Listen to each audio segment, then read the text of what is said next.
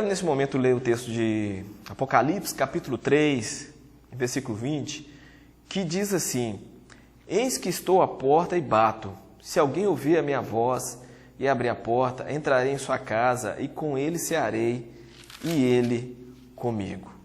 Olha, eu quero falar sobre a porta do quebrantamento. Mas antes, para falar sobre a porta do quebrantamento, esse texto que nós lemos aqui de Apocalipse 3, o versículo 20, ele é muito usado no evangelismo de pessoas. Eu já ouvi muitos evangelistas dizendo que Jesus está à porta do coração, batendo e querendo entrar.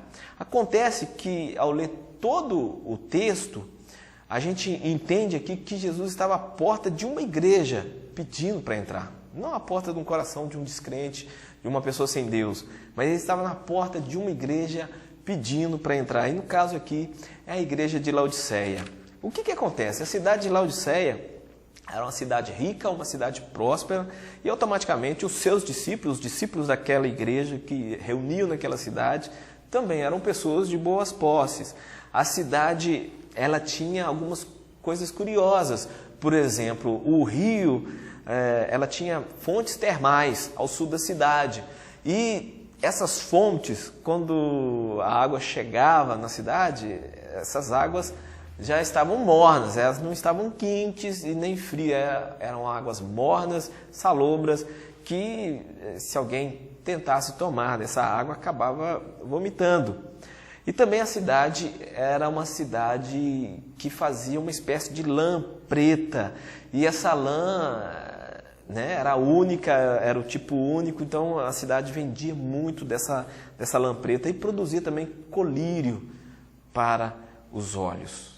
Por que eu estou falando tudo isso sobre a cidade? Porque Jesus, ao corrigir essa igreja, ao falar sobre essa igreja, ele usa esses termos como comparação para poder condenar a atitude de uma igreja que se achava autossuficiente, uma igreja que se achava rica, que não faltava nada, tinha templo bonito, tinha local de reunião bonito, tinha condições de pagar todas as suas contas, mas diante de Deus era uma igreja miserável, pobre, cega, né? Uma igreja que os seus discípulos produziam colírio e uma igreja que estava cega. O que acontece? Jesus está à porta de uma igreja batendo. Isso que estou à porta e bato, né? Se alguém ouvir a minha voz e abrir a porta, entrarei na sua casa e com ele cearei e ele comigo. O que acontece muitas vezes, que as pessoas vivem pedindo um avivamento, como eu disse no bloco anterior, vivem pedindo um avivamento, querendo um avivamento, mas não querem passar pelo processo de quebrantamento. O que é um quebrantamento? É deixar se quebrantar, ser quebrantado pelo Espírito Santo de Deus. E se não houver quebrantamento, o avivamento não acontece. Para você que está me assistindo, é muito importante você assimilar isso, porque o quebrantamento ele só acontece com duas coisas: com humildade e obediência. Humildade, gente. A igreja de Laodiceia era uma igreja orgulhosa, uma igreja rica, uma igreja abastada, e achava que não precisava de nada, uma igreja orgulhosa. Então ela precisava passar por um quebrantamento. E muitas pessoas precisam quebrar o orgulho que existe dentro de si. E isso é muito terrível, que muitas pessoas não reconhecem o quão orgulhosas são e não se quebrantam.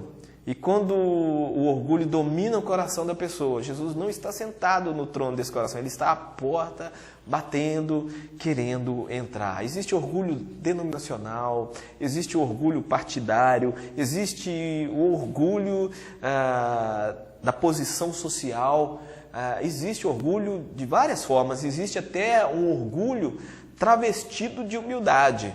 Né? A pessoa se acha tão boazinha, né? Ela diz que ela é tão boazinha, ela é tão humilde, e a outra pessoa foi lá e pisou no pé dela sem motivo nenhum, né? Isso é um orgulho travestido de humildade.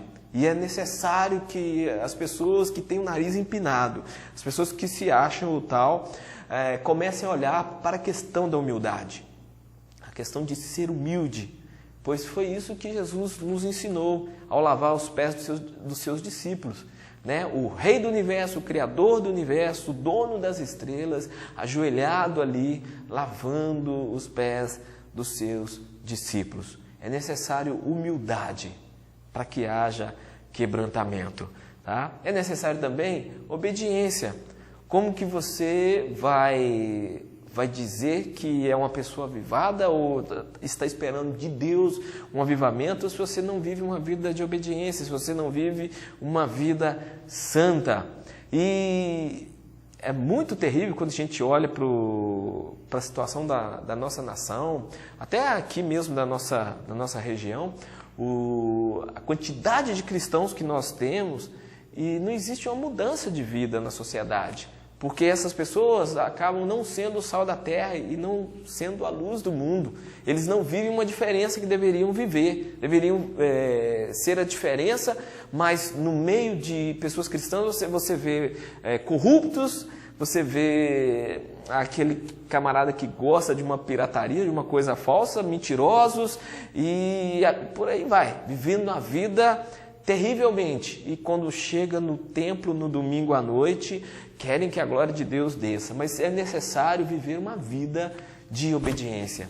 Se não houver uma vida de humildade, uma vida de obediência, não existe um avivamento, não existe um quebrantamento. Então, o que eu faço para você hoje, o convite que eu faço para você hoje, é que você comece a pensar: Jesus está à porta, batendo, esperando ter comunhão, esperando viver uma vida de real comunhão, ceando com você e você ceando com Ele. Então eu quero que você receba essa palavra e pense nisso que foi dito nessa noite, em nome de Jesus.